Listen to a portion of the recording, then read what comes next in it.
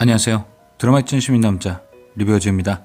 절친과 남친에게 배신당한 강지원의 꿀잼 사이다 회기 복수극 내 남편과 결혼해줘. 오늘 방송된 9회는 역대급 사이다 엔딩이었죠. 웹툰을 다 본 와이프는 생각보다 빅 사이다는 아니라고 했지만 원작을 안 본 저로서는 충분한 사이다였습니다. 특히나 막판에 그 업어치기 한 판은 그동안 괜히 시간 잡아먹는 거 아니냐 하며 늘어지는 전개 취급했던 유도씬이 얼마나 큰 빌드업인지 되돌아보게 만들기까지 했죠. 9회가 끝나고 원작을 본 아내의 얘기를 들어보니 원작 속 상견례가 사이다긴 사이다였더라고요. 오늘 등장한 아이 얘기부터 워킹맘 얘기까지 비슷하게 흘러가지만 뭔가 원작 지원이가 좀 더 센 캐 느낌? 그런데 저는 솔직히 얘기들은 원작 속 지원이보다 드라마 속 지원이가 현실감 있고 좋더라고요. 너무 되바라져 보이지도 않고 선을 딱 지켜가며 후드로 패는 것이 절대 단 하나의 꼬투리도 허용하지 않겠다는 그런 느낌? 그러니까 이 모든 상황에 내 잘못은 없다.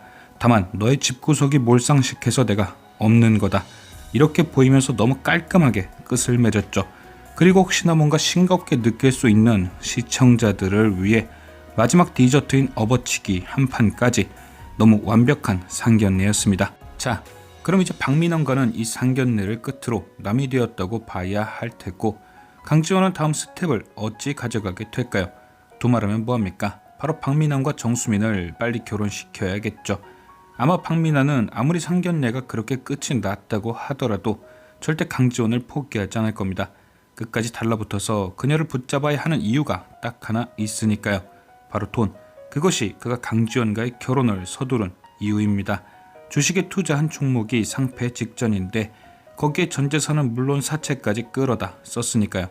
그래서 기쁨은 지 혼자 누리고 고통은 강지원에게 떠넘기려고 딱 지 같은 생각으로 급하게 프로포즈를 진행한 거죠.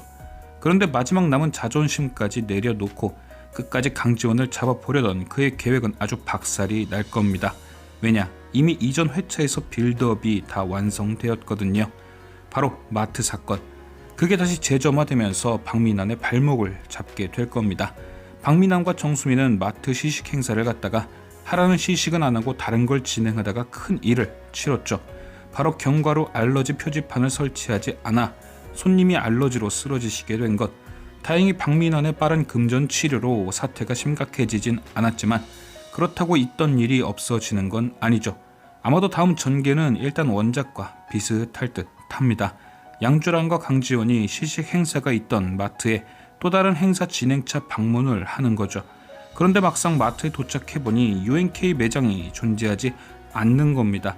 당연히 양주란과 강지원은 마트 담당자에게 문의를 했을 테고 이후 그 담당자에게 지난 일에 대해 이야기를 듣게 되겠죠. 그날 박민환과 정수민이 어떤 사고를 쳤는지 말입니다. 그런데 저는 이 이후의 전개는 원작과 다를 듯한데요. 그 이유는 애초에 마트에서 벌어진 사건이 원작과 살짝 달라서입니다.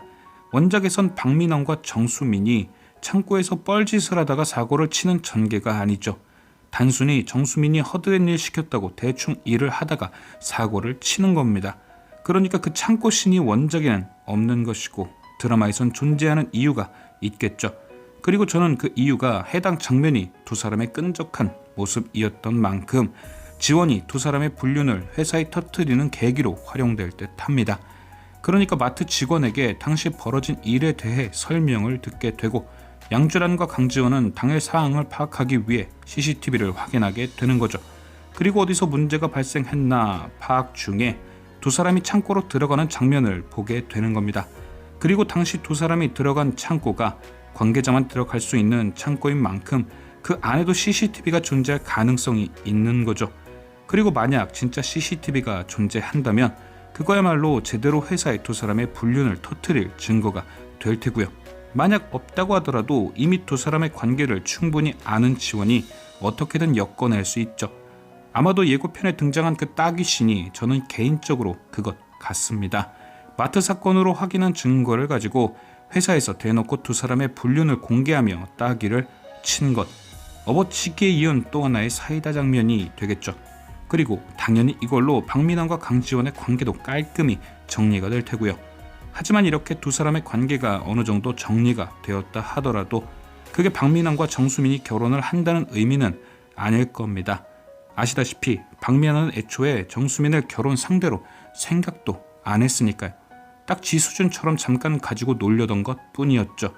그런데 그런 박민환이 과연 강지원과 어그러졌다고 바로 정수민과 결혼을 한다? 어림도 없죠. 예고편에 딱 나오잖아요. 대놓고 정수민을 무시하는 거. 네가 얼굴 빼고 볼 게 뭐가 있냐며 면전에서 대놓고 앞담화를 하죠. 그래서 저는 앞에서 강지원이 둘의 불륜을 터뜨린 계기가 있던 것처럼 이번에도 두 사람을 결혼시키려던 계기가 등장할 듯 합니다. 바로 예고편에 등장한 박민환 납치 사건. 결론부터 말씀드리자면 박민환을 납치한 두 사람, 이 사람들입니다. 유지혁의 유도 메이트 조동석과 김신우. 마스크로 얼굴을 가렸지만 턱아프레스의 주인공 조진세의 턱이 절대 마스크에 가려질 리 없죠. 그럼 과연 이 두 사람이 왜 박민환을 납치했을까? 그건 바로 박민환의 사채 때문입니다. 돈을 이들이 빌려준 거냐? 아니죠. 이들의 목적은 박민환을 급하게 만드는 겁니다. 아마도 유지혁이 박민환의 사채를 대신 갚고 그 채권을 샀을 가능성이 있습니다. 그리고 조동석과 김신호를 이용해 박민환을 조지는 거죠. 돈을 빨리 갚지 않으면 큰일 난다고 계속 겁을 주는 겁니다. 마음이 급해져서 꽁 대신 닭이라고 강지원 대신 정수민에게라도 들이대게 말이죠. 그런데 한 가지 의문은 있습니다. 박민환이 아무리 급하다고 한들 딱 봐도 아무것도 없는 정수민을 왜 선택할까? 특히나 예고편에 등장한 박민환의 옷을 보면 정수민이 회사에서 쫓겨날 때 입고 있던 옷과 조동석에게 납치되었을 때 옷이 똑같습니다. 즉 정수민이 회사까지 쫓겨나는 걸 본 날 납치를 당했다는 거죠. 그런데도 돈을 갚기 위해 정수민을 선택한다? 뭔가 이상하죠. 그런데 예고편에서 둘이 또 한 방에서 분위기 잡고 있는 걸 보면 또 그곳입니다. 그러니까 그날 이 일이 다 일어난 거죠. 정수민이 쫓겨나고 박민환은 붙들려가고 다시 둘이 분위기를 잡는다. 이 사이에 분명 뭔가 있는 겁니다. 박민환이 정수민에게 꽂힌 이유. 저는 왠지 갑자기 지난 회차에서 등장했던 로이젠탈 주식이 번쩍 생각이 났습니다. 강지원이 안 팔고 들고 있는 주식을 보고 똑같이 따라 산 그 주식. 처음에는 이게 고점에서 따라 샀다가 제대로 망하는 그런 사이다인가 했는데 매수 금액이 300만 원입니다. 굳이 300만 원 날리는 사이다를 주자고 그 장면을 넣었을까 생각해보면 조금 없어 보이죠. 그래서 저는 이걸 이 납치 사건에 붙여봤습니다. 박민환은 조동석이 겁을 주자 이렇게 말했습니다. 결혼할 여자가 있다고요. 아마도 대신 갚아줄 수 있다거나 보증을 세우겠다는 의미로 던진 말 같은데요. 여기서 말하는 여자는 둘로 볼 수 있죠. 능력 있는 강지원을 일단 먼저 판 경우, 그리고 그냥 빚을 다 떠넘길 생각으로 정수민을 얘기했을 수 있고요. 그런데 지금 강지원과 유지혁의 목적은 둘을 결혼시키는 겁니다. 박민환이 정수민을 팔아버릴 생각을 하게 해선 안 되죠. 그래서 저는 조동석이 이 얘기를 해준 게 아닌가 합니다. 얼마인지는 쏙 빼놓고 정수민이 로이젠탈 주식을 갖고 있는 것 같다고 쓱 흘리는 거죠. 미리 네 주변 조사 좀 해봤다고. 강지원은 팔았던데 정수민은 갖고 있더라. 이만하면 박민환이 솔깃해서 정수민 꼬실만 하지 않을까요? 이 전개면 주식, 추경 매수 떡밥도 자연스럽게 회수가 되고요. 과연 내일 등장할 이야기는 원작과 비슷할지, 아니면 제 예상처럼 각색된 전개가 등장할지. 지금까지 시청해주신 여러분께 감사드리며 리뷰어제는 또 다른 리뷰로 돌아오겠습니다.